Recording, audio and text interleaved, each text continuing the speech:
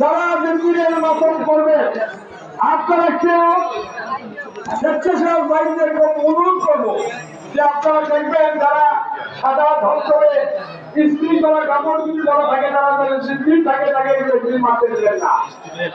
এবং আমাদের প্রথমেই বলা হয়েছে যারা স্ত্রী মারবেন তারা আমাদের এখানে যারা দায়িত্বরত রয়েছেন নওয়াব আলী সাকিব খান সাহেবের মাধ্যমে আপনাকে